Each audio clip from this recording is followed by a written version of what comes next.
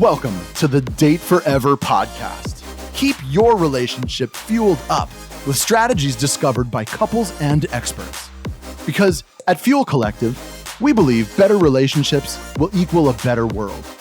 You are about to discover specific insights and tools that cost little or nothing to implement to help you date forever. And now, here are your hosts, a couple who always have a half-packed suitcase and a date night in the calendar, Sammy and Nathan Yeager. Hello and welcome to Date Forever. In this week's episode, we're chatting about relationship lessons from an ex-escort, how influential our early romantic relationships can be, deepening your relationship with yourself for absolute fulfillment, letting go of shame and sharing a complete authentic self, and the power of fun and play in a relationship. But before we dive into that, Sammy, what's been fueling you up this week? So this past week, Sydney has been receiving a month's worth of rain in a handful of days. So I have really found it really refueling and nourishing to be at home over the weekend and going through my cupboards. Humming household, I'm all about it. And yeah, it was something that I'd been meaning to do for so long, but I pulled out a heap of stuff out of the cupboards, rearranged it, put labels on everything, cleared some stuff out, and it felt amazing. Yeah. Good. So good. But as well as that, I also took myself for a little date on Saturday morning, which was super nice. It wasn't anything fancy. I just took myself out for coffee at my own speed, did a little bit of journaling, and had some quiet time on my own in one of my favorite cafes. So what about you, Nath? What fueled you up this past week? Mine was also as a result of the weather. But as you may have heard in a previous episode, so after having moved to the beach, we set ourselves a goal to swim in the ocean every week of the year.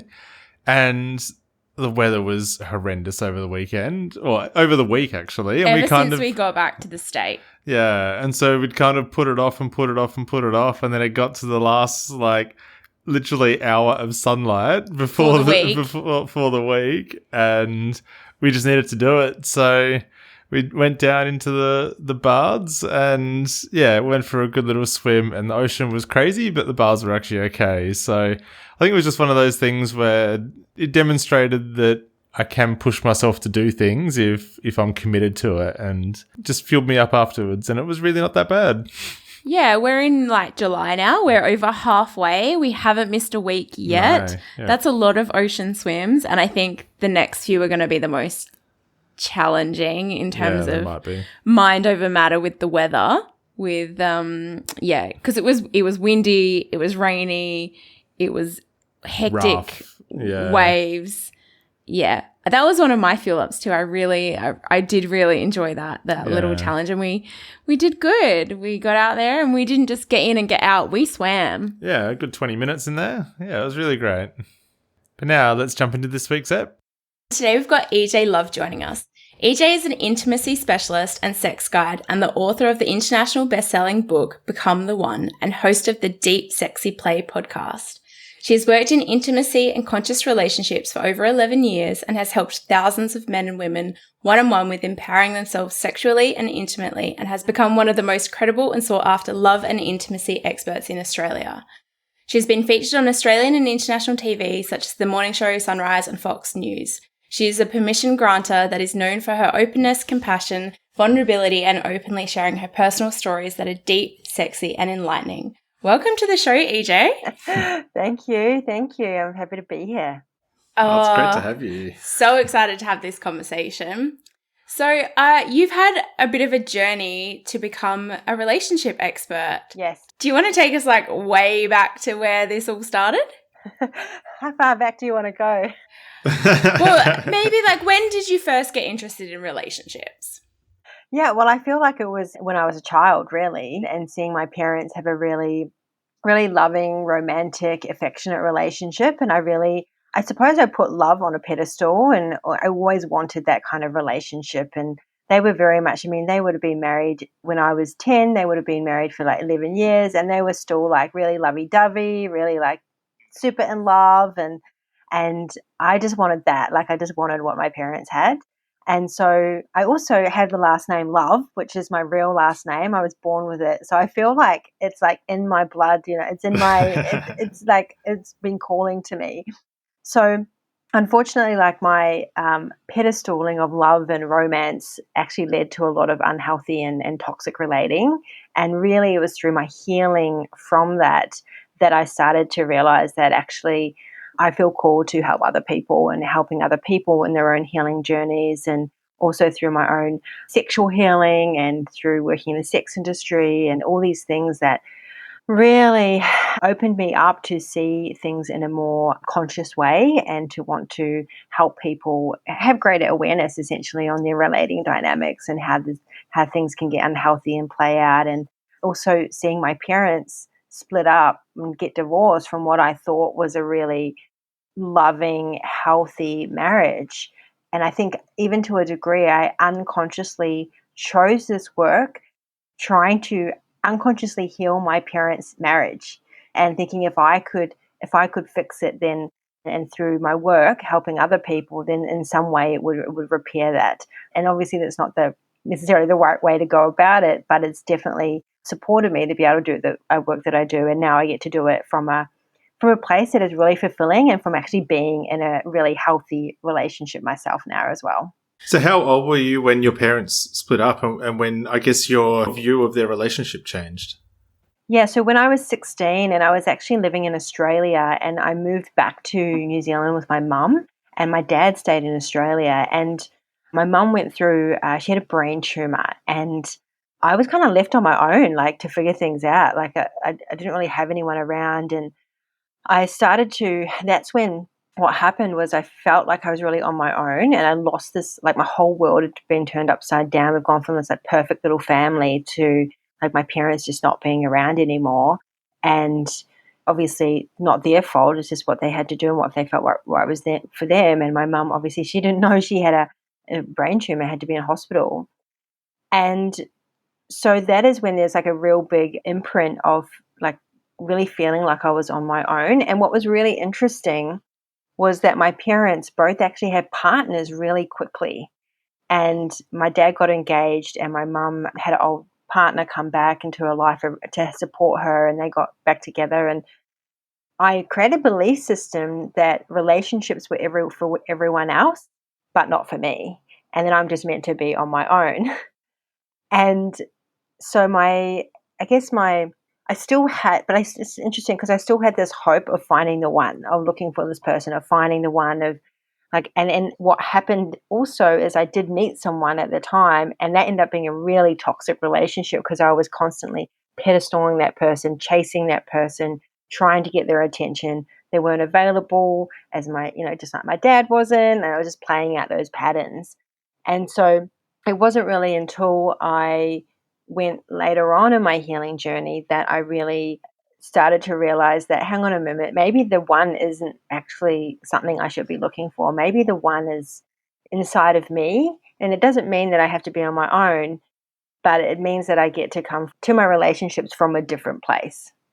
And 16 is a super impressionable age for relationships, I reckon, because you're like starting to edge towards being an adult. Like you're still a teenager, but you're definitely having those first fundamental kind of blueprint shaping relationship experiences. And then those can hugely influence the way that you spend your time in relationships from there out until the rest of your life, or until you decide that you're going to go and examine those patterns. So, EJ, you mentioned in there, and we didn't say it in your bio, that you spent a little bit of time working in the sex industry. Can you tell us a little bit about that? Yes. So in 2010, I was actually involved in the swingers scene as a unicorn. I heard you talk about that on another episode. Yes. For anyone who doesn't know, a unicorn is generally a bisexual woman who a straight heterosexual couple chase after to have fulfill their wildest threesome fantasies. Yeah. Yeah. They exist, but they're rare, like a unicorn. Yeah, exactly, right? And I became a very popular unicorn. And I mean, it was my life. Like my friends were swingers, my community, like it was quite amazing because everyone was quite sexually open and could talk about sex openly. And I loved that. So there's a lot of freedom in that. And then through that, I just met some people. There were some synchronicities that led me to I actually got invited to a swingers party at a brothel in Perth. And I was like really fascinated. I was like, oh, I've never been to a brothel. And I ended up going there for this party, and the madam actually took a real liking to me. And I ended up actually seeing clients that were there to see girls that were working there who they were like, oh, I want to book you. And I'm like, I don't work here. I'm just here for the party. And they're like, and the madam was like, yeah, if you want to take a booking, you can. I'm like, okay. And it's like, oh, I just went to a swingers party and I walked away with $900. Like, this is amazing. Best swingers party ever. I feel like this is the funniest introduction ever. Like, oh, you went to a party and you ended up at work. I know. And it's just like, it was like the universe. I don't know. It was just how it happened. And then I did a couple of private work because I was getting, as you said before, I was getting so many couples message me, and someone said to me, why don't you do this and get paid for it? Like, you have so many couples. And I'm like, they would pay me? And I was like, let me just see. And I put up an ad just saying like, just see a couple and just see what happens. And I ended up getting my first booking was like this 3-hour session with a couple, which for most people, that's like really diving in the deep end. But for me, it was like, well, this is what I've been doing every weekend for free. So nice to get paid for it. Nice to get paid. And I can remember sitting in the toilet and I was counting out the $100 notes, and I'm like looking at it, wow. And I just like amazed that I could be getting paid for this. And so I started doing private work, and I realized that I didn't really want to work for someone else in a parlor. I wanted to work privately, and I had the marketing. I had a lot of business skills. I've come from corporate managing businesses, and I just brought these marketing skills to doing this work. And I started off, only working 3 hours a week and $500 an hour. And then I started traveling around and started getting busier and doing tours. And what I loved about this work is that I actually learned a lot about men. And I learned a lot about men and their desires and their vulnerabilities. And they started really opening up to me about things that I'd never known about men or seen. And I'm a very curious person, so I'm always like, tell me more about that. And like curious and asking questions. And yeah, it's fascinating to learn and to really, in a way, facilitate often like a space holding. Because talk to a lot of escorts, and they'll say like, I feel like a counselor, and these men just are looking for someone to be that space where they can just let go of their fears, their worries, the concerns, and just relax and receive, essentially. What do you think it is about that transaction that allows men to open up and go, hey, here's this thing that I would like to ask for or communicate or share about myself, that they sometimes don't feel like that they can with their mates or partners or girlfriends or family or whatever?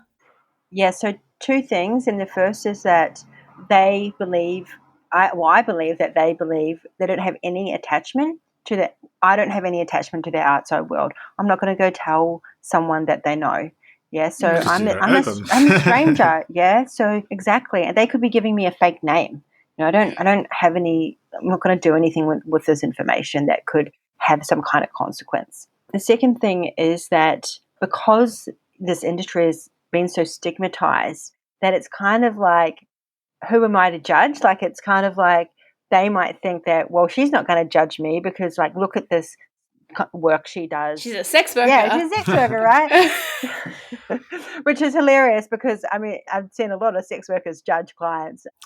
But it's just a human thing, right? Yeah. Where we're like, I won't be judged, so they won't be judged. Then we just won't judge each other, and it's fine. Yeah. I mean, look, I also seen a lot of sex workers like myself in the past be very compassionate and very understanding. And usually the judgments were when, like, we had clients that might be like a bit full on or wasting time and those kind of things. So yeah, when men would really open up, it was an opportunity to just have them share themselves. And I really loved that, which is why, like, I knew that being able to do this as in a coaching space would be something that would work really well for me as well.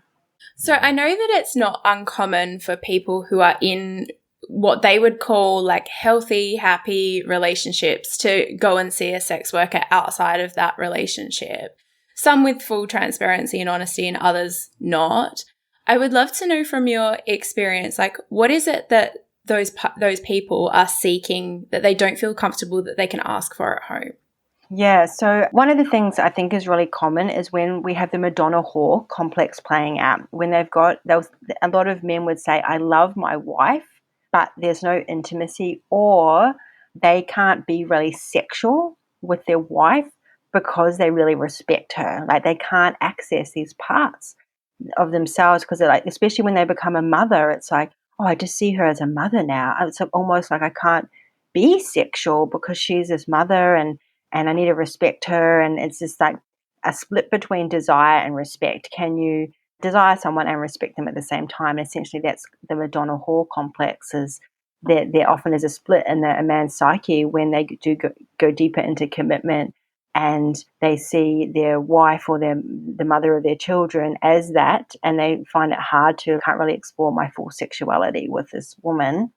And I've experienced this too in my relationship. That same for my partner still sees me as sexy but it's been more for me personally. I've been like, it's been really interesting to notice how much I could shut down my sexual expression because it feels more vulnerable to be that way with someone I do know. And that's the same thing. It's like, because they don't know, it's like more like freedom in the sexual expression that they can go to, because there's a less vulnerability around the judgment, or like, am I going to hurt this person, or what if I express this? Are they going to judge me? Are they going to tell their friends?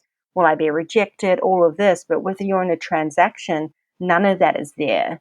So there is like, they can see a sex worker through different eyes than they can do their wives, and their partners, even though they love them and they want them, and they ultimately, a lot of them would say, I want to be this way with my partner, but there's like something that's blocking me from experiencing that. So from that period of time in your life when you were acting in that sex work space, is there some things that you learned about relationships that maybe people who are in an early stage could learn from? Like, what are some of the skills or traits or habits or practices that we could adopt? Yeah, I think the biggest thing that I can say is like, always be curious. And that's really something that I adopted about each person, each man that came in, is that often people would ask me, how do you be with someone that you're not attracted to? And I'm like, I would get just really curious about that person, curious about what their desires are, curious about how they're feeling, curious about their vulnerabilities, curious about their fears, just consistently being curious about that person. And I always say, like, if we're always curious about our partners, we'll never get bored, because there's always so much more that we can learn. And so that is definitely something both inside and outside of the bedroom, is being curious about each other, and especially around what our desires are, or even what might stop us from really expressing our desires or really knowing what they are. Even that's a common dynamic, and I see with a lot of relationships, is people just not even like knowing what their desires are, and then let alone like expressing what their desires are. So I guess if we are in that space of not really understanding what our own desires are, do you have any tips for how we could actually explore that a little bit further? Yeah, so actually this is something I would do with a lot of my past escort clients, because they would come and I'd be like, okay, so what is it that you want to experience? And they'd be like, oh, just a fun time. I just want a fun time. I'm like, well, what does that mean? Your fun time and my fun time might be different fun time. What does that mean? And they're like, I don't know, just do whatever you want. And I'm just like, oh God. It's so much easier when someone knows what they want and they ask for it. It's like, yes, thank you. And so I'm sure that plays out in normal relationships anyway. Like, 100%. I think of that analogy like when you go shopping for piece of clothing or a garment. Like, what do you want? A dress. Okay. How much do you want to spend? What do you want to wear it for? How many times do you want to wear it? All of those kinds of things. You're looking for what sort of style. Like, if you don't know any of the answers to any of those questions, what's the likelihood that you're going to find the perfect thing? Probably zero. Exactly. And sometimes we don't. You're going to be satisfied with the thing when you do buy something. you might buy it and go, well, why did I buy this? Yeah. Yeah, and the thing is, sometimes we don't know what we want until we try something, and then we're like, nah, that's not it. Like, I tried that, and nah, that's not it. Now we try something else, and then we try something else, and we see, like, we try things, or like trying dresses on, we're trying different things on and seeing what fits and what doesn't. And that's really like where this curiosity and this exploration piece comes in.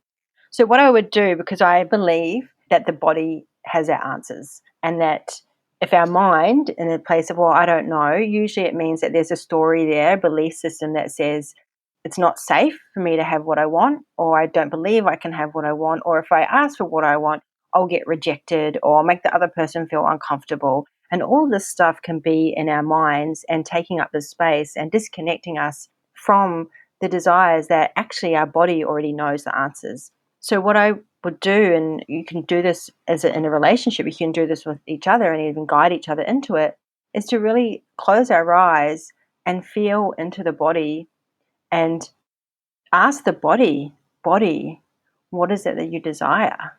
And even if it's just a sensation, I'm noticing I have a sensation in my neck and I'd like some touch on my neck. Yeah, and then you might ask, okay, what kind of touch would you like? And I'd like a firm pressing touch, or I'd like a soft tickly touch. And then starting with that and then seeing, okay, now I feel like this. Actually, now I want a different type of touch, and let's try this. And so you're just, in a way, getting to learn also how to ask for what you want. And so when I would have clients, and I did this a lot when I was moved into doing Tantra. And so I shifted my work from escorting into Tantra, and I started offering more of this consciousness to the work, where I would get men to really drop into their bodies and we would just see what's going on here. And then I'd check in, is this how you like it? Is there anything that I could do a little bit more differently? Is there any way that I could make this touch any more perfect for you?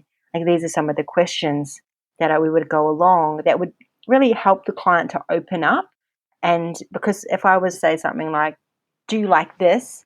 Some people might find it really hard to say no, and they might just go with it and be like, yep, that's okay, that's cool, like, that's good. Uh, and so asking something like, how could I make this any more perfect for you, is a more like open question where it's easier for people to say, oh, actually, I'd really like it a bit softer, please, or I'd like you to move down further down my back. Yeah, and so we just start with like really listening to the body and tuning into what does the body want rather than what does the mind think it wants, or usually it's stopping you from actually being able to know what you want. So it's easier to go to the body first. Yeah. So, I mean, we're talking about expressing desires or things that we might like and potentially not even knowing what that is. But I know that a lot of people like really, really struggle with asking for what they want. Do you have any recommendations or tips that we can sort of get a bit more comfortable with asking for what it is we want, even just harder, softer, faster? Yeah, totally. So there's a great game called the I Want To game, and this can be played at different levels. And so you're with your partner, and one person is saying, I want to X, whatever that is. And the other person either says yes or says no to that desire. And when they say no, the person says thank you. So it's thank you for letting me know that's a no, because we want to make sure that the person that's giving is actually a full yes as well. They might not want to do that thing. And we just start with doing some touch with this. And so it's about practicing in a non-sexual way first to get the safety in asking for what we want without the sexual part. And so it might be, I want to, there's two pieces, sorry. So there's one that's like something you want to do to the other person. So it might be, I want to massage your shoulders. I want to tickle your feet. And the person there says yes or no. And you might do that for a minute or two. And then you might ask, and then you continue. And so say you've massaged the shoulders, I want to slowly run my fingers down your chest. And then the person will say yes, and then you continue, and then you keep going. And then you also have it where it's, I want you to. So that is when you're actively receiving and you're saying, I want you to stroke slowly. I want you to run your fingers through my hair. And again, the same premise is yes, and that person then does that thing, or no, thank you, and you ask for something else. And the idea is that we're just practicing getting yeses and nos and using the words I want in a non-sexual way first. So then once you practice that, you get used to it. Your body starts to feel safe. I feel safe saying yes. I feel safe saying no.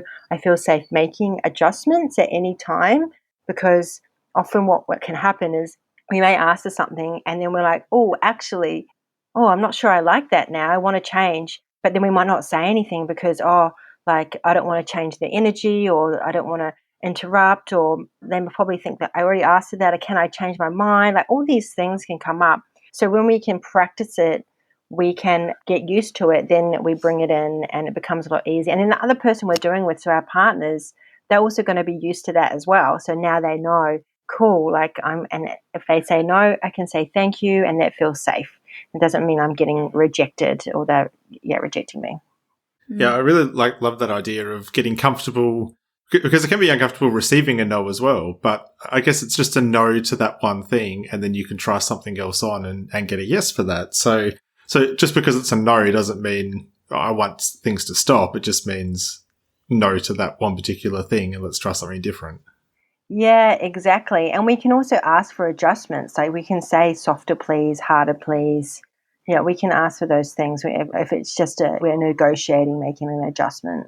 Yeah. And also on the other side, like I might be saying no to that today because who knows why, but I just don't feel like eating Chinese food today. I feel like Japanese food, or I feel like whatever else it might be. But I really like that, just practicing that muscle of making requests and declines and acceptances in a non-sexual way before translating it into a more intimate kind of dialogue. So EJ, I would love to know, like from your experience, how important is this element of sex and intimacy and sexual play to the overall health of romantic relationship?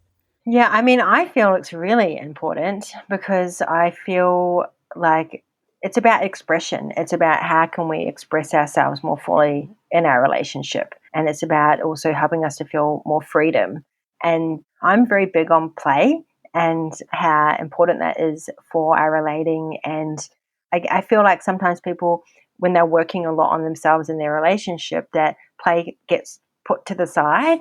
And I feel like there's so much value in play and laughter and joy, and also bringing that into the bedroom as well, and allowing ourselves to be a bit silly and playful and curious, and bringing out like erotic innocence essentially to our intimacy as well. And I feel like it is important for us to have this because it's also very healing for our nervous system, and that's going to help our relationship because we're not going to be triggered, and like we're going to be more settled and calm if we can bring more play in, and because it's going to be really nourishing for our parasympathetic nervous system as well. So I think it's really vital, and I feel like for a long time, I suppressed it. For a long time, I was always like the responsible one in the relationships. I always like the serious, responsible planner, like get shit done, make decisions, like take the lead, do the thing. And I mean, I did attract men that polarized that and were less responsible. So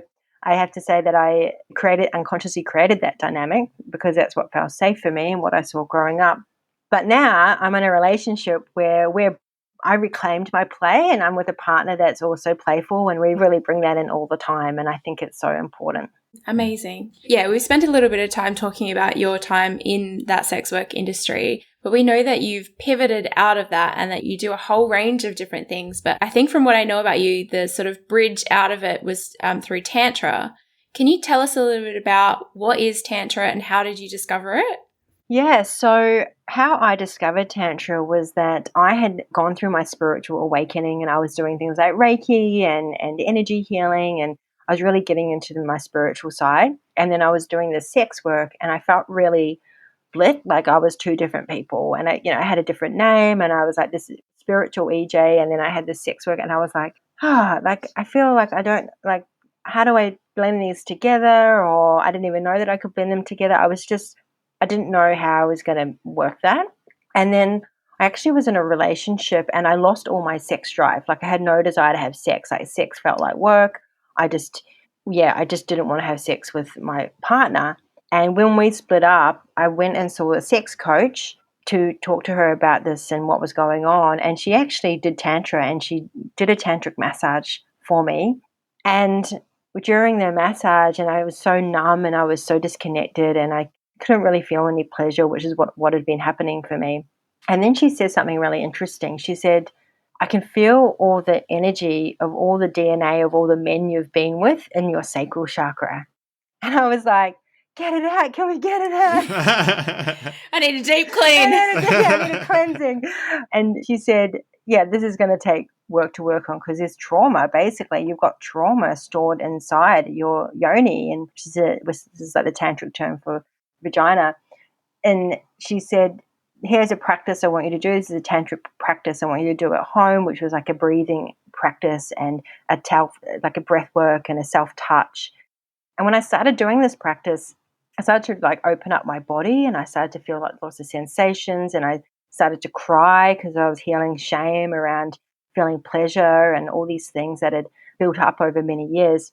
And I just had this like light bulb moment of like, oh my God, this is what I'm meant to do. Like, this is how I'm meant to help these men that are coming to me with these things.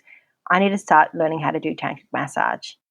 And so that's what I did. I went and actually trained with this woman. I said, will you teach me? And she was like, yes. So she taught me. And then I was obsessed. I was like, find me all the workshops and the trainings, and I need to know everything. I need to bring this to my work. I'm going to revolutionize the sex industry and bring all this consciousness and spirituality to sex work. And it's going to just like awaken men. And yeah, it was just like this. I was in this big, like, my eyes were just wide open to it all. And I just wanted to make sure everybody else knew about the magic of Tantra. Yeah, exactly. And could bring this into the sex industry and do things in a way that were also more honoring for our bodies as sex workers. Like, how do we actually, because I was re-traumatizing myself every day, and by having sex with my body was a no. Like, every day I was just like doing what I thought I needed to do, and yet I was actually, my body was a lot of the time was actually, no, I don't actually want to have sex.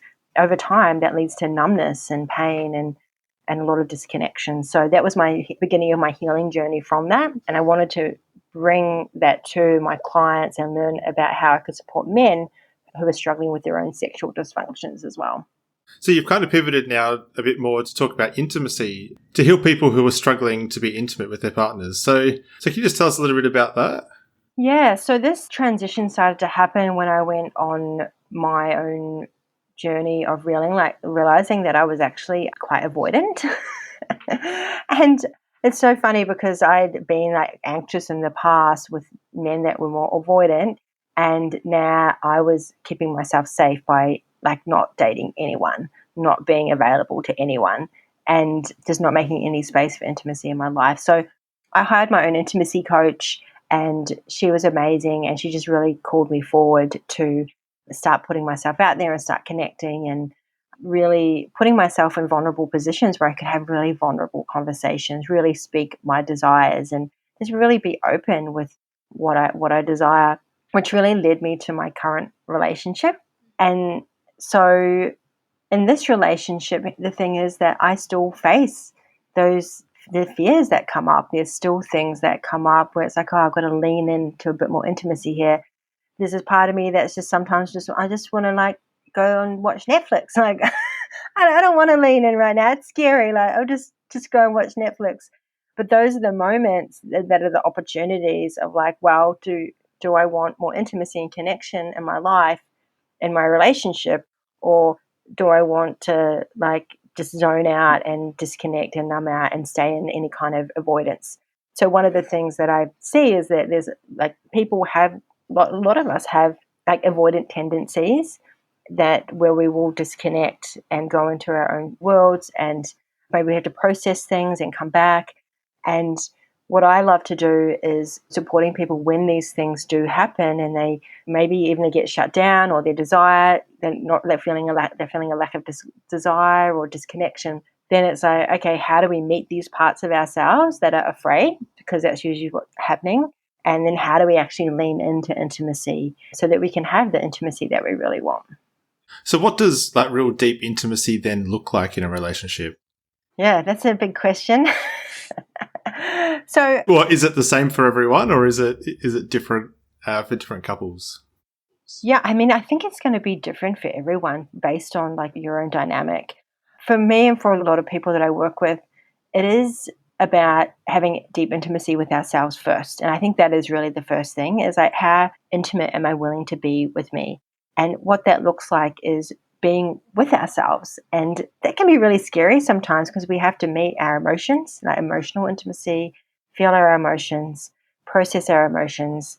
We have to be, even doing self-pleasure is a way to be really deeply intimate with ourselves, and touching ourselves in a really intimate, beautiful way, and listening to our bodies, being intimate with our bodies, and getting clear on like what are our needs and our desires, and noticing what are my patterns of avoidance or even anxiousness when my fears do come up around intimacy, and how can I actually lean in a way that feels safe for me to do so with that other person.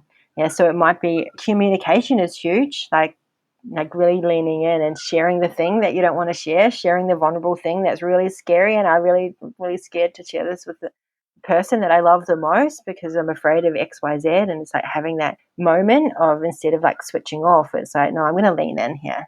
I'm going to say the thing I'm going to share. And my partner and I always do I'm always doing this. It's great. I love it. I think the Gottman Institute, who have done like decades and decades worth of research on relationships, I think they call this turning towards or turning away. And that there's moments in every day, like when you come home from work and you like just want to go and do your thing and hang out, and then you observe in your partner that something's not quite right, and you have that choice in that moment to either turn towards them or away from them. And both of those elements require intimacy, because it takes vulnerability to even ask your partner, hey, like, you don't seem yourself, what's going on here? Like, that can be really vulnerable because you might not want to deal with the answer.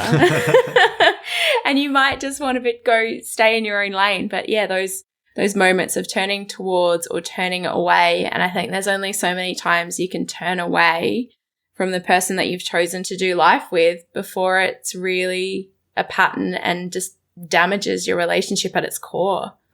Yeah, I agree. I mean, one of the reasons I see a lot of couples split up is because they're not talking about things. They're not sharing things. And things just get building up and building up and building up, and then eventually they explode, or the resentment builds. The intimacy dies because there's resentment in the space, and things just don't get shared about. And I think, I feel like leaning in and vulnerable communication is so incredibly vital as well. And also that amount of play, like when my partner gets home, like we'll have a cheeky little flirt, and then he'll go have a shower, we'll have a cheeky little kiss, or or he'll come home and I'll hide behind the door and I'll jump out to try and scare him. There's that little bit of play you were talking about. Yeah, because I'm like, and when I don't get him, and I'm like, damn it, and then he laughs. He's like, you didn't get me, did you? I was like, oh no. And he's 50 and I'm 38, and we're still like having these little cute things. Whereas some people might get home and they're just, one person might be on their phone or doing something, and they may not even really acknowledge each other. Whereas I'm like acting like I haven't seen my partner for like 2 weeks, and he's just come through the door, even though he does it every day. So it's like looking at your partner like it's the first time you're seeing them, like they're walking in and you haven't seen them for a really long time. And all of that's a choice, isn't it? Like, you can choose to stay engaged in the thing that you were doing when they walked in, or you can choose to greet them in a way that creates connection and creates a moment. Yeah, and I asked my partner what recently, because we love like asking each other really curious questions, like, what's the favorite part of your day? And he's like, when I get to come home to you.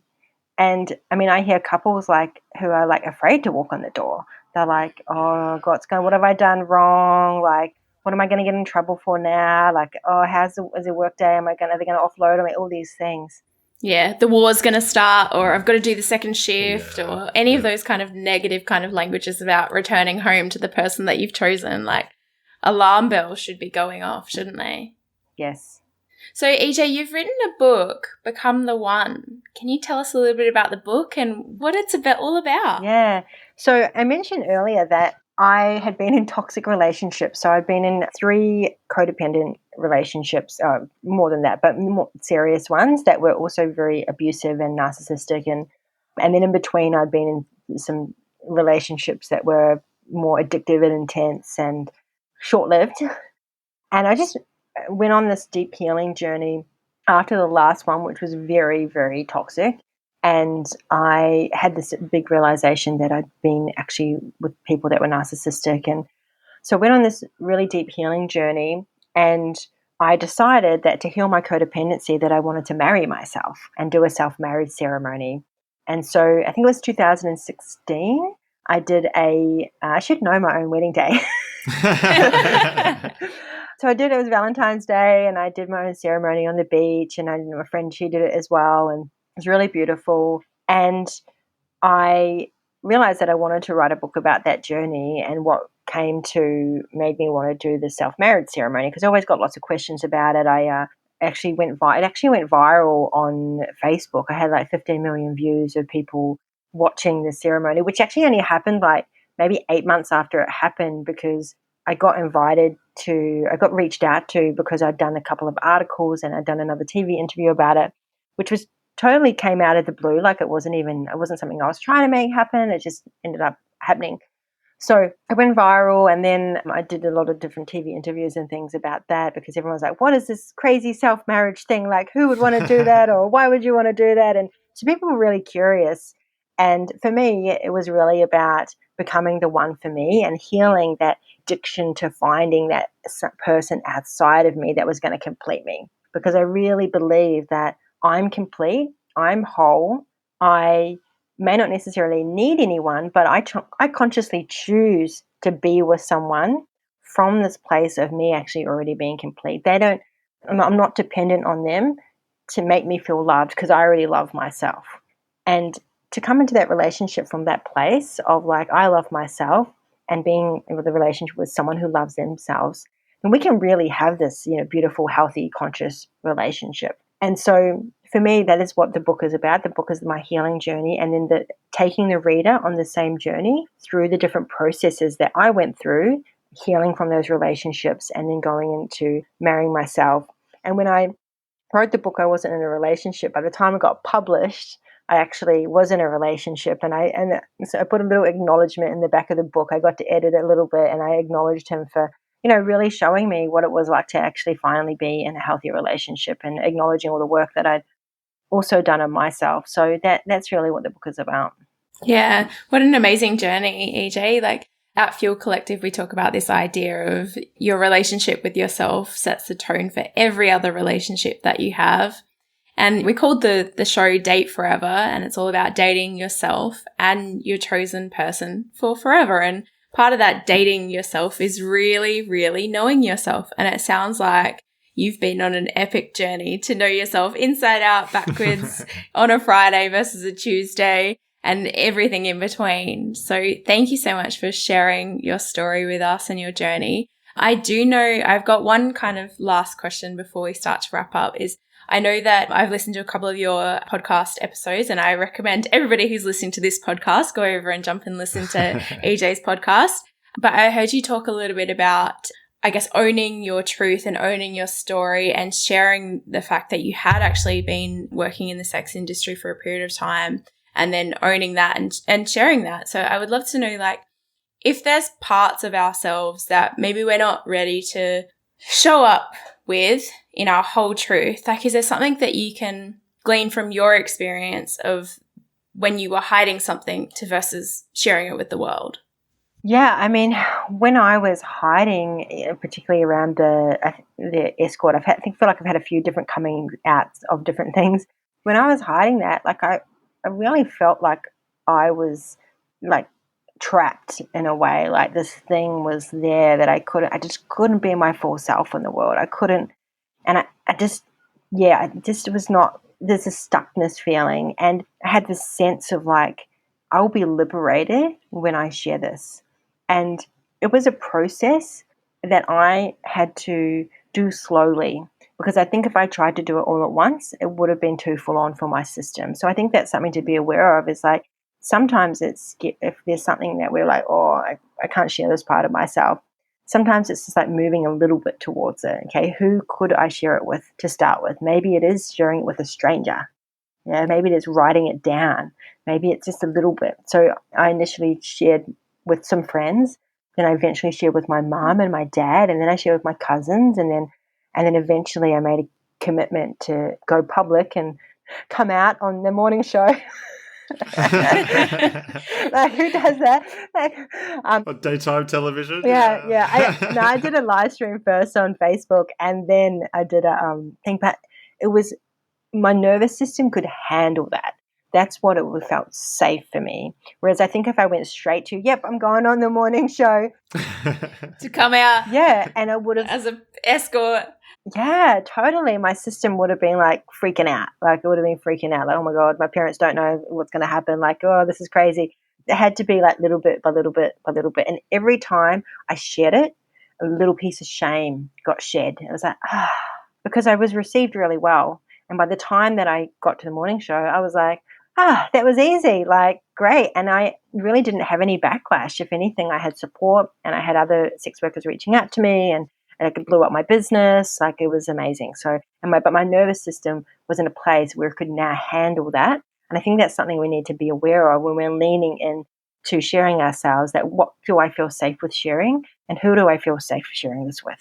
And then it gets easier and easier and easier. Yeah, I really love that. Yeah, I think there's a Brene Brown quote that I'm probably going to butcher it, but it's like, what's the greater risk? Letting go of what people think, or letting go of how I feel, what I believe, and who I am? And I think, like, I asked you that question about that, not because I think there should be any shame around sex work. I believe that sex work is work, and I'm all for advocating that industry to be better respected. But shame shows up for like our sexuality, our gender, traumatic experiences that we've had, decisions that we made, all kinds of things that we tend to hide because we're fearful of that shame. So thank you so much for sharing that. So to round us out, I would love to know, what is something that you either prescribe for couples, or that you recommend, or maybe even something that you do in your own relationship to keep it fueled up? Yeah, so one of the things that I recommend is to have what I just call connection time. And it's finding 20 minutes. Might not be every day. For some couples, that could be, they're not doing any of it. That could be a full on, I have to commit to this every day. It might even just start with 2, 3 times a week. And connection time is like, you are fully present. No phone, no TV, no nothing. You are just fully present with each other. And it might be that you're asking curious questions. It might be that you're having some yummy, beautiful touch. It might be that you're playing an intimacy game or practice. And I actually have an intimacy playbook that I give, was originally for my clients, and now I actually do make it available for the public, which I'll talk about shortly. But it's like, take one of these practices and use it, and because that's going to help you get like a lot deeper with each other. And it also, not talking about work and not talking about kids. Like, you have this rule, it's like, this is just about us. It's about sharing. Maybe there's something vulnerable that wants to be shared. You know, just opening up. And if you can do more than 20 minutes, great. But what I believe is that we don't want to set life's hectic and crazy and busy. If we try and go, like, right, we're going to do an hour, and then it's like, oh, we don't have an hour. How are we going to fit an hour in? It's like, oh, we'll do it. Well, let's not just worry about it. We'll do it tomorrow. And then tomorrow doesn't happen. And the next day doesn't happen. And the next day doesn't happen. And it's like, just start off being realistic, and then start with that, and then grow from there. Yeah, I really love that. So EJ, thank you so much for joining us and sharing so much about your story and your experience and your expertise. We know that life below water is important to you. So to say thank you for joining us today, we've supported a beach cleanup in Indonesia. So with the contribution that we've made, we should be able to get at least a good kilo of plastic off of the beach and away from our beautiful ocean. So thank you so much for making that possible. We've been able to do that via our partnership with Buy One, Give One. So thank you. Oh, I love that. I've spent a lot of time in Bali and like seeing all the plastic. So that means a lot to hear that that's happening. And oh, that's beautiful. Thank you. No worries. So EJ, if people want to connect with you or learn a little bit more about what you do or get your intimacy playbook, how can they do that? Great. So for the intimacy playbook, it's deepsexyplay.com. And love it. Same name as the podcast. Makes it easy, right? Yep. And if they go to put in the code Date Forever, I made a special code for you guys, then they'll actually get $10 off. So it just comes down to $7, and that is about amazing. 70 pages plus worth of different intimacy practices, like over 100 questions for couples, and like a lot of stuff that I've put together over my years of working in this space. So, and I want to game is in there, and lots of other little games and boundary practices, and yeah, you can do it to whatever level you want to. And then obviously on socials, I'm EJ Love Official on Instagram, and then EJ Love on Facebook as well. Yeah, awesome. Amazing. I'm going to go get that book. I was thinking exactly the same thing. Yeah, please do. Let me know how you go with it. Awesome. Thanks, EJ. Thanks heaps for joining us. If you love what we're doing here and want more, subscribe to the Date Forever podcast to make sure you never miss an ep. Come and hang out with us and other awesome couples who are fueling up their relationships in the Thriving Couples Collective Facebook group, or check us out at fuelcollective.com.au. Until next time, keep on dating, because better relationships equal a better world.